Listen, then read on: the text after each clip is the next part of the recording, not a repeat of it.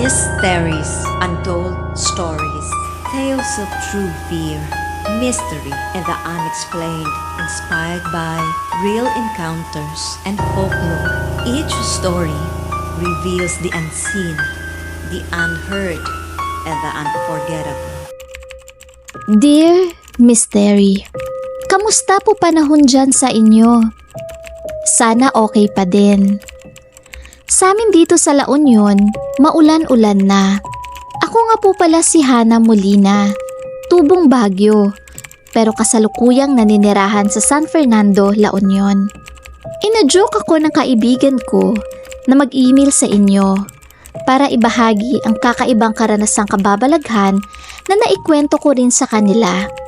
Kasi sabi, kakaiba daw ito.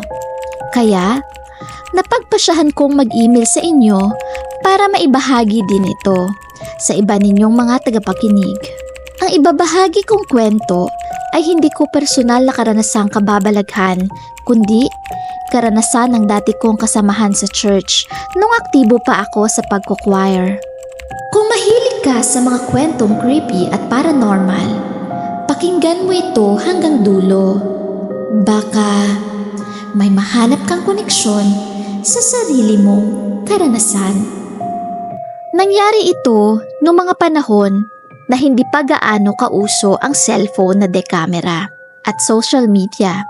16 years old ako noon nung nakilala ko sa choir si Kuya Joseph. Kayumanggi ang kulay nito. Nangungusap ang mga mata, matangos ang ilong, maganda ang mga ngiti, at maganda ang pangangatawan. Sa madaling salita, gwapo ito. Dagdagan pa ng maganda at malalim nitong boses. Walang babae ang hindi mahuhumaling sa kanya.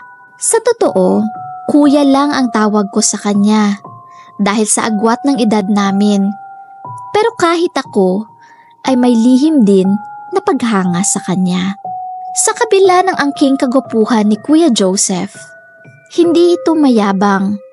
Sa katunayan, tahimik lang ito at napaka-misteryoso ng dating. Wala itong arte sa katawan at napakasipag na binata. Sa dinami-daming babaeng nagkakagusto sa kanya, ni isa, wala siyang niligawan kasi iba ang prioridad niya.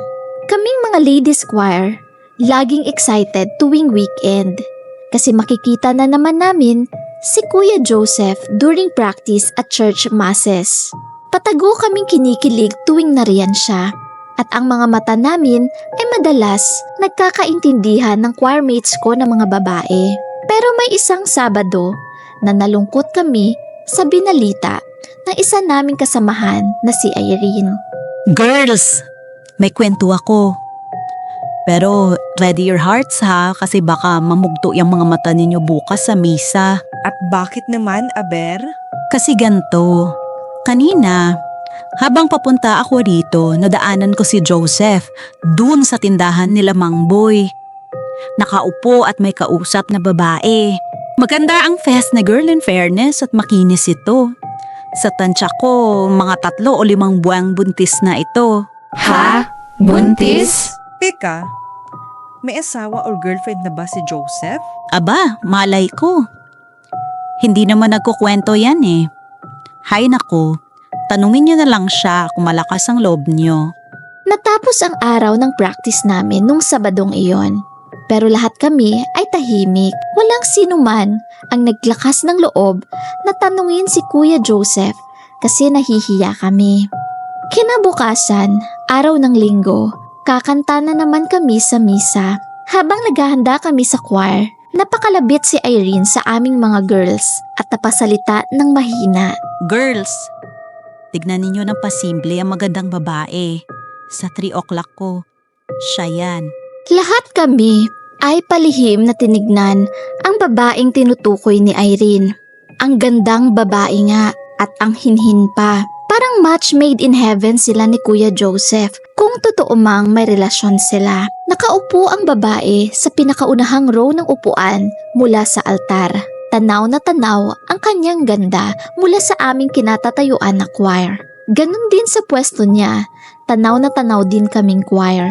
Pagkatapos ng misa, muli naming nakita ang babae na tumungo sa likurang bahagi ng simbahan at nakita namin papunta siya sa direksyon ni Kuya Joseph na nung panahon na yun ay patungong kumbento. Hindi na namin alam kung ano ang paksa ng kanilang pag-uusap, pero ang ganitong pangyayari ay madalas na namin nasasaksihan tuwing araw ng linggo. Sa parehong pwesto, madalas nakaupo ang buntis na babae at madalas nakausap si Kuya Joseph pagkatapos ng misa. Halos lahat kami ay nalungkot kasi ang ultimate crush namin ay taken na pala. Ito ang bagay na pinaniniwalaan namin sa madalas na obserbasyon namin tuwing linggo hanggang sa Notice nyo rin ba? Oo, parang 2 Sunday na, no? Break na kaya sila? Ito naman, break agad. Hindi ba pwedeng bed rest lang si ate girl kasi maselan ang pagbubuntis? Oo ma, ito talagang si Ate Roxy. Ang lupit din eh. Naku ate, give up na, may nanalo na. Nagtawanan na lang kami sa mga panahong iyon kasi parang wala ng katuturan ang mga pinagsasabi namin at puro na lamang mga wishful thinking. Nung mga panahong hindi na namin muli pang nakita ang babae, naobserbahan din namin na laging balisa rin itong si Kuya Joseph. Dahil dito, nag-alala na rin kami. Pero dahil hindi namin kayang tanungin siya ng diretso, humingi na lang kami ng tulong sa isa pa naming kasamahang lalaki na malapit kay Kuya Joseph. Bench, pwede ka bang makausap? Nag-aalala na kasi kami kay Joseph eh. Mukhang alam ko na yan na. Sige, ano bang gusto ninyong malaman? Okay lang ba siya? Kasi parang lately balisa siya na parang malungkot. Well, alam naman natin na tahimik at misteryoso yang si Joseph. Pero parang kakaiba lang nito eh. Parang madalas nakatulala. Okay pa ba sila ng asawa niya? Asawa? Nako, walang asawa si Joseph. Single na single yon. Ha? You mean, hindi niya asawa yung buntis na babae na madalas niyang kausap? Hindi. Saan nyo naman napulot yung balitang yan? Sa totoo lang, hindi siya kilala ni Joseph. Pero tama kayo na hindi okay si Joseph lately at dahil yun dun sa babae. Ay, anong ibig mong sabihin?